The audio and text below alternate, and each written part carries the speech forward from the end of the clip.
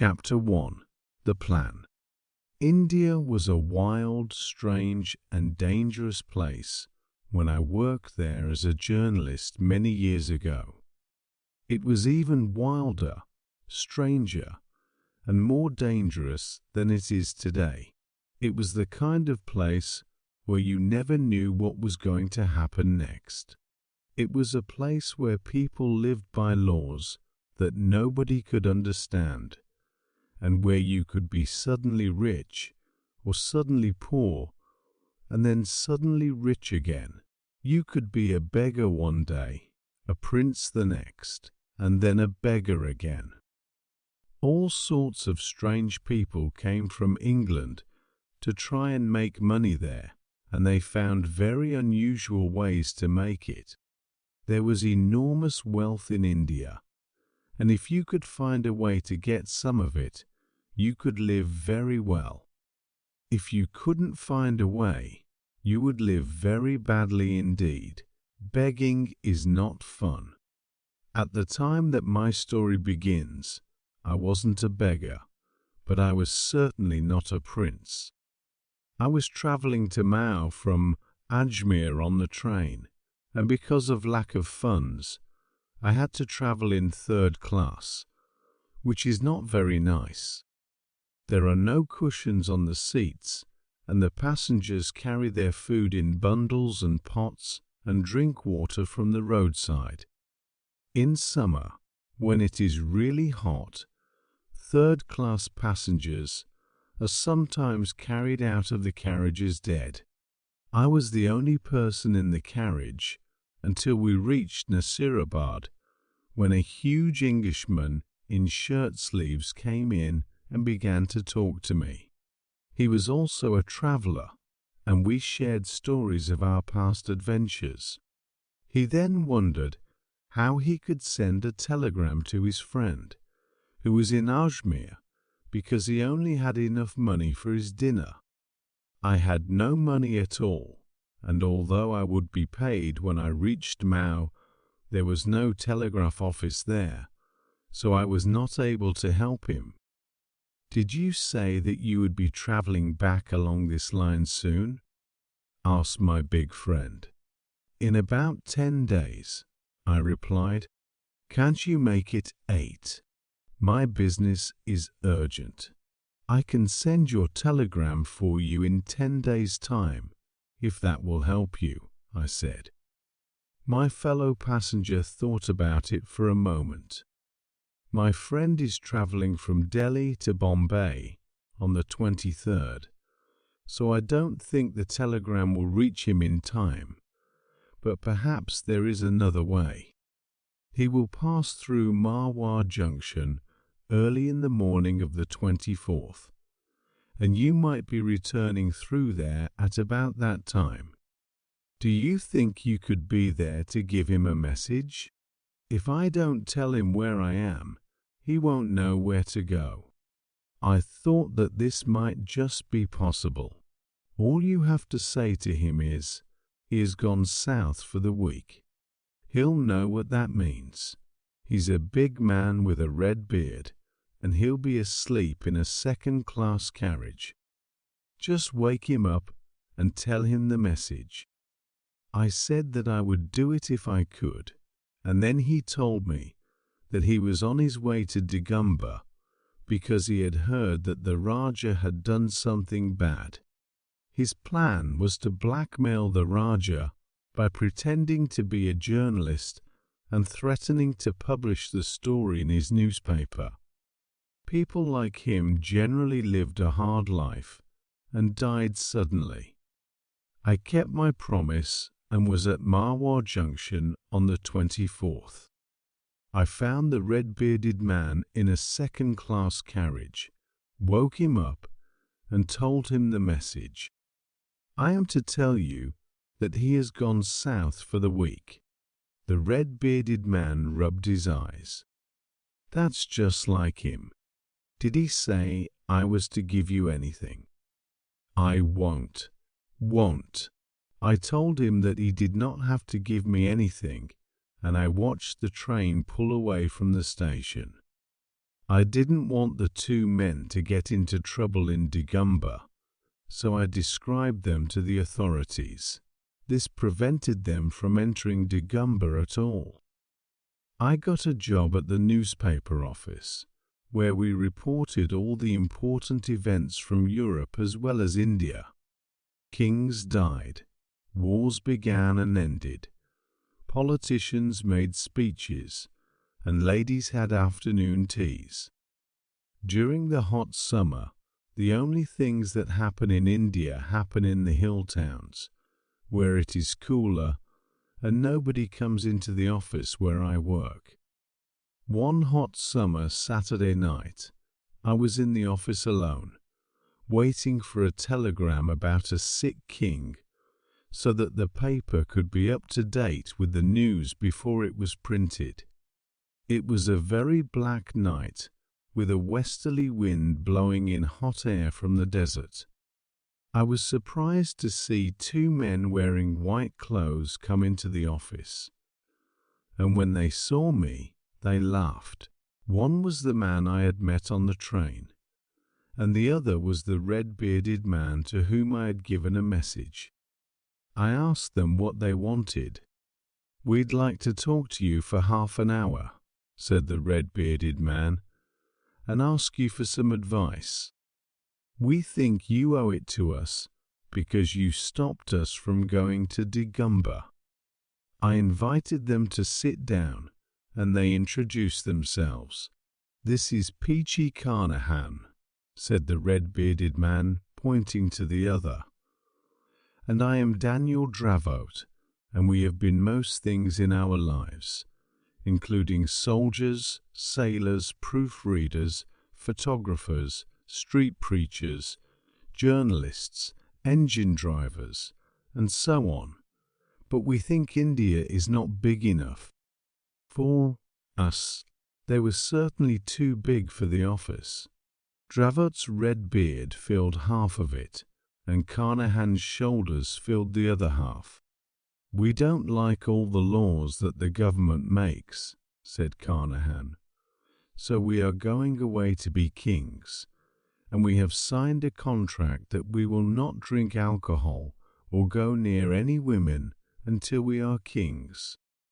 It is alcohol and women that give us most trouble and stop us from getting ahead." I thought they had been out in the heat and were affected by the sun, but they were serious, and Carnahan continued to tell me their plan. "There's a place to the north of India called Kafiristan, where no Englishman has ever been and where the people are always fighting each other. We will teach one of the tribes to have a proper army and then overthrow the king and take his place and establish a dynasty." "You'll never get there," I said.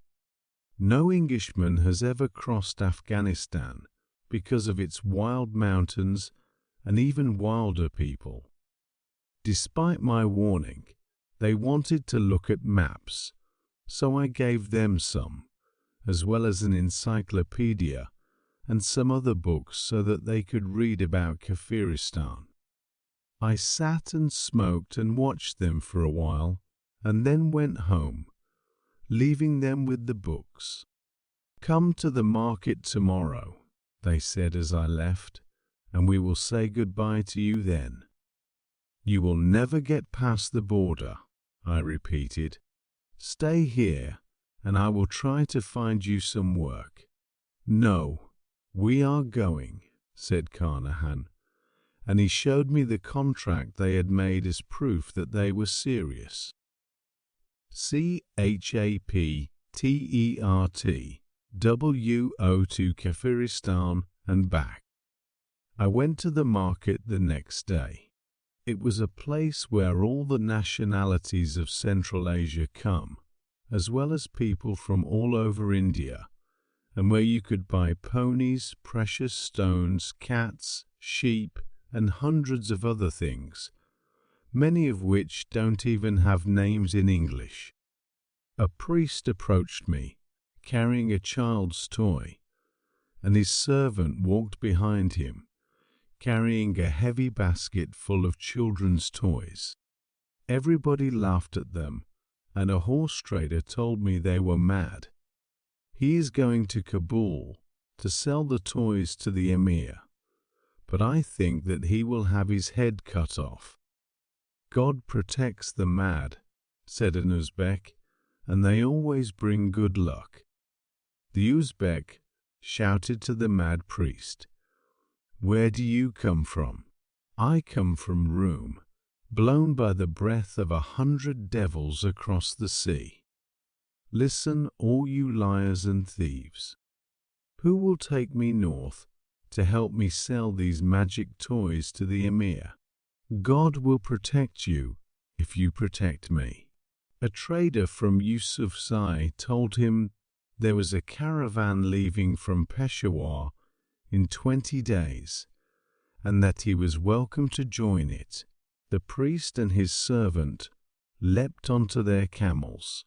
As they left, the priest turned to me and invited me to come a little way along the road with him, promising to give me a ring that would make me the king of Kafiristan. Suddenly, I understood, and I followed the priest and his servant out of the market. When we reached the open road, the priest spoke to me in English. It was Dravot. Carnahan was his servant, and they had 20 of the best rifles that money could buy, with ammunition for them, hidden under their basket of toys. They both shook hands with me and said goodbye, and I watched the camels go down the road. I was certain that I would never see them again, because their plan was insane and full of danger. 2 years passed. Lots of things happened in those 2 years, and all of the important ones were recorded in our newspaper. Kings died, but the daily work in our office remained the same. On another one of those hot, dark nights, I was again sitting alone in the office, waiting for some news to come by telegram, when a strange creature crept into my room. It was a man, but his head was sunk between his shoulders, and he shuffled along like a bear. He was dressed in rags, but he called out my name and told me that he had returned. "Give me a drink," he croaked. "Don't you know me? I am Peachy Carnahan, and I was the king of Kafiristan, together with Daniel Dravot, and you have been sitting here all that time." I was more than astonished and said so. We were real kings, with crowns on our heads. Poor Daniel, he would not take advice, though I begged him. I gave him a whiskey and told him to stay calm and tell me his story slowly. "I'm not mad," he said, "but you need to look into my eyes, or I will forget." I saw his hands, and they were like bird claws, with a strange scar on the back of each. Then I looked into his eyes. "You left the market on your camels, with Dravot dressed as a mad priest, and you were his servant. Can you remember that?" I asked. "Yes, and we joined a caravan, but we left it before Jagdalak, because we heard that the roads to Kafiristan were good from there. We dressed in all sorts of strange clothes. Dravot burned off half his beard and shaved his head into strange patterns. We went into the mountains, which were tall and black, and they always fought each other. I looked at him strangely and said to him slowly, 'Here, have another glass of whiskey.' He continued after a while. Our camels could go no further. We killed the camels, but first we unloaded the guns and ammunition, and when 2 men came along with 4 mules, we killed one of the men. The other one ran away, leaving us the 4 mules, so we put the rifles on the mules and went further into the mountains. Dravot sang as he went along, but I was afraid and begged him to stop. Dravot wouldn't stop, saying that if a king could not sing, it was not worth being a king. We marched through the mountains with our mules and our guns for 10 cold days, and then we came to a wide valley. The mules were almost dead, so we killed them and sat on the boxes of guns. 10 men came running into the valley, carrying bows and arrows, and chasing 20 men with bows and arrows. We could see that this was an opportunity to start the business of becoming kings. We took out our rifles and began to shoot at the 20 men and killed most of them. Then the 10 men fired an arrow at us, but Dravot fired a bullet over their heads, and they all fell down. Dravot walked over to them and began to kick them, and then he shook hands with them in a friendly way. He made them carry the boxes of guns across the valley and up a hill to their village, as if he were already their king. In the village there were some very large carved rocks, and Dravot stood in front of the biggest one, opened his mouth and pointed down it. One of the men offered him some food, but he refused. Another man offered him food, but he refused again. Then the oldest and most important-looking man in the village offered him some food, and he accepted it. That's how we came to our first village, as if we had tumbled out of the sky. But later we tumbled from one of those rope bridges, and you can't laugh much after that. "Have some more whiskey," I said to him, "and tell me how you became kings." Chaptertree Carnahan tells how he became a king. Dravot sat by the large rock every day, and the people in the village came to worship him. Then some other people came into the valley. Dravot and I shot them before they knew what was happening. We ran down into the valley and up the other side and found another village, and all the people there were afraid of us. Dravot made the 2 villages work together in the valley digging up the land, and we began to learn some of their language. We chose 20 good men and showed them how to use a rifle and make a military formation. They were our army. Then we went into the next valley and found another village, which was very poor because the land was too rocky. So we took the people from there and gave them some land in the good valley. We found another valley, but the army was afraid to go there. So Dravot shot one of them, and the others were suddenly more courageous. We made friends with the people, and Dravot left me there, while he searched for more villages. A big chief came across the mountains to us, because he had heard that there was a new chief in the area. I shot one of his men as they were approaching, and told the big chief to come forward alone and shake hands, or they would all die. The big chief obeyed. I asked him if he had an enemy, and when he said that he did, we trained some of his men, and together we marched to a plain on top of a hill where the enemy was, and we shot some people there and made the others our friends.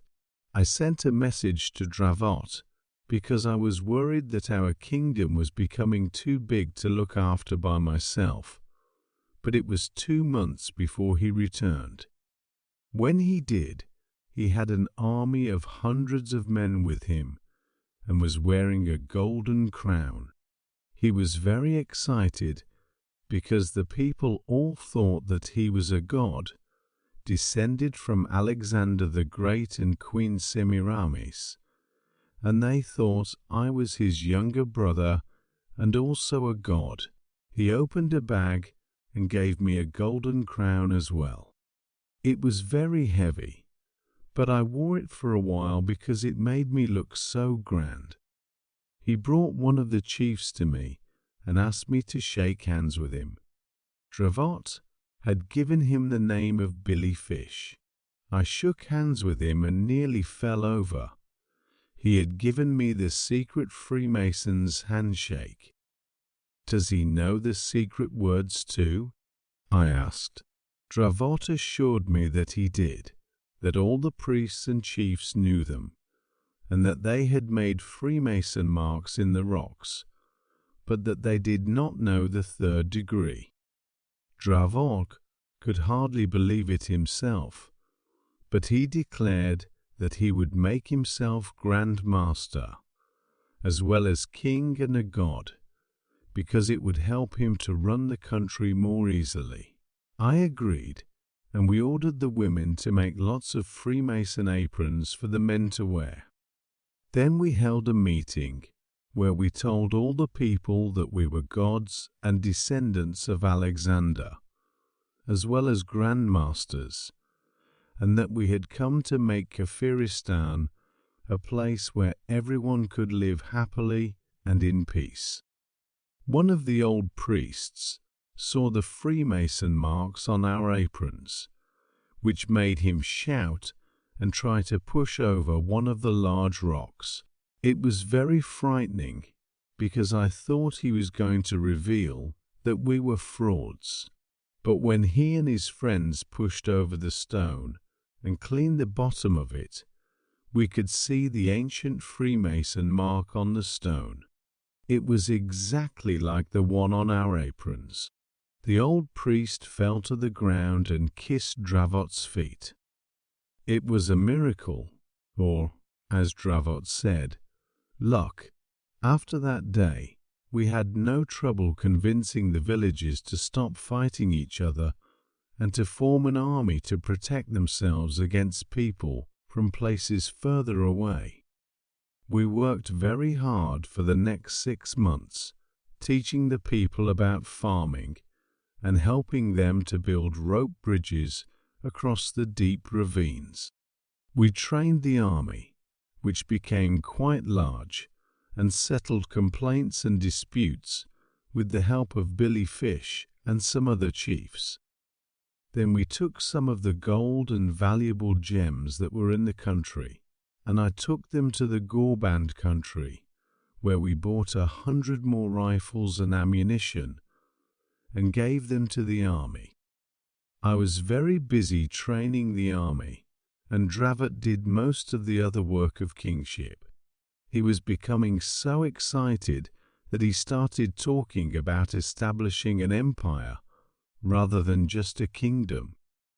He reckoned that there were about 2 million people in his kingdom, and he could have an army of 250,000 fighting men who would help England protect India if the Russians ever decided to attack. He was sure that Queen Victoria would be grateful. His plans became grander and grander, and he decided that he needed more men to help him run the country, insisting that they had to be clever and wise and have skills that I did not possess. I was angry when he said this, because I knew he thought I was not wise or clever enough to help him.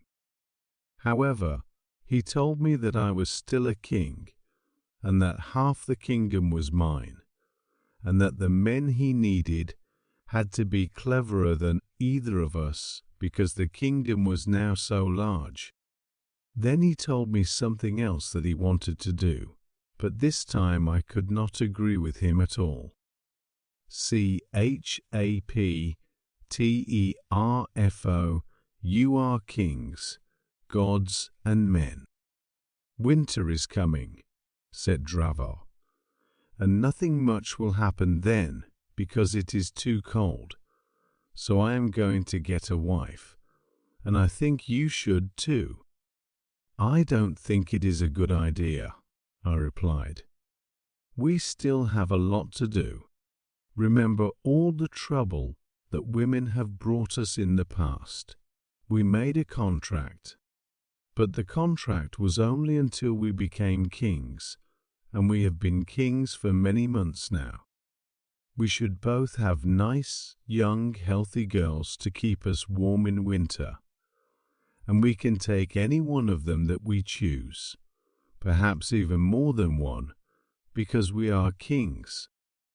I'm staying away from women until we are a lot more settled than we are now. I haven't forgotten the trouble they made for me when we were living in Mogul Street in Bengal. But this will not be a Bengali woman. This will be a queen. I warned him that it could only lead to trouble. Don't do it, Daniel. I will do it, he said, and walked away from me. The sun shone on his red beard and on his crown, and he looked as if he was on fire. Getting a wife was not as easy as Dravat thought. He asked the chiefs about it, but they did not give any advice, until Billy Fish said he had better ask the girls which of them wanted to be the queen, but this made Dravat angry. He thought that a king should not ask a girl to be queen, but that the chief should find one for him. He shouted at the chiefs about all the things he had done for them and walked away. I asked Billy Fish what the problem was, and he told me that no girl would marry a god or a devil because they thought they would die if they did. I tried to explain this to Dravat, but he would not listen, and ordered the chiefs to give him a wife the next day. I was awake very early the next morning, and when I went out, I saw the chiefs and priests standing around whispering to each other, and they looked at me out of the corners of their eyes. What's the matter? I asked Billy Fish. I can't really say, but if the king would give up this idea of marriage, it would be better for him and also for us. I knew that Dravat would not change his mind. I told Billy Fish that we were not gods, but only men. He said that it would be better to let the people believe that we were gods. Nevertheless, he told me that he had 20 men who would be loyal to the two kings no matter what happened. Winter was already beginning, and there was a little snow on the ground when Dravat arrived for the wedding. I urged him once more to drop the plane and warned him that there would be trouble, but he would not take any notice. There will be no trouble, Peachy, he said, for they are my people, and they love me more than they love their fathers. Where's the girl? Let the emperor see if his wife suits him. All the chiefs and priests were there, and a group of priests brought a girl to Dravat. She was beautifully dressed and wore a large number of jewels. The priests blew the trumpets loudly enough to wake the dead. The girl looked back at the priests as she came toward Dravat, her face as white as death. She'll do, said Dravat. Come and kiss me, girl. You don't need to be afraid.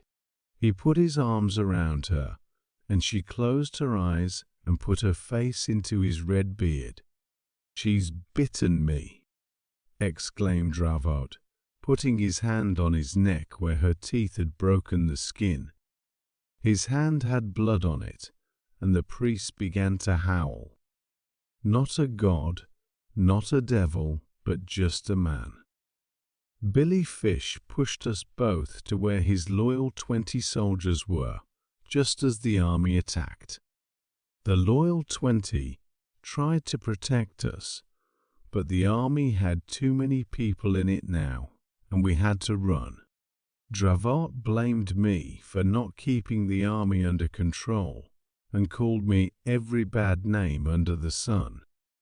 We cannot escape, said Billy Fish, because the priests will be telling everybody in the valley that you are not gods or devils, but just men. I am a dead man." He fell to the ground and began to pray. We got away from the village, but only 6 of the 20 men were still alive. It was very steep country, and when we came to a village, the people there began to shoot at us because they had already received the priest's message. A bullet hit Dravot in the leg, and this woke him up. "It is my fault, Billy Fish. You get away from here and save yourself. And you go too, Carnahan. They may not kill you." But Billy Fish would not leave us, and I would not leave Dravot either. We told the last 6 men that they could run, and they did. Then Dravot, Billy Fish, and I walked to the village, where trumpets, drums and horns were making a lot of noise. It was very cold up there, and I have a lump of that cold in the back of my head right now. I realized that Carnahan's story was almost at an end. "What happened after that?" I asked him. "They took the 3 of us without making a sound. I shot a few of them, but they did not care. The others closed in around us, and I could smell them. They cut Billy Fish's throat as if he were a pig. Then they took the king and made him walk to the middle of one of his rope bridges. They cut the ropes of the bridge, and the king fell into the ravine, and I saw his body on the rocks below, with the golden crown next to it. They took me to some trees and nailed me to the trees with wooden nails through my hands and feet, but I didn't die. They took me down the next day and let me go." "Sir, you knew Daniel Dravot," he cried out. "Would you like to see him now?" He reached into his loose clothes and brought out a bag, from which he pulled a red-bearded head and a golden crown, which he placed gently on the head. I shuddered, for it was strange to see the head of a man you had once spoken to when he was alive. "I must go now," Carnahan said quietly. I gave him a bottle of whiskey and a little money, put him in my carriage, and drove him to a hospital. The next day he died, and nobody ever saw the head of the king or his crown again.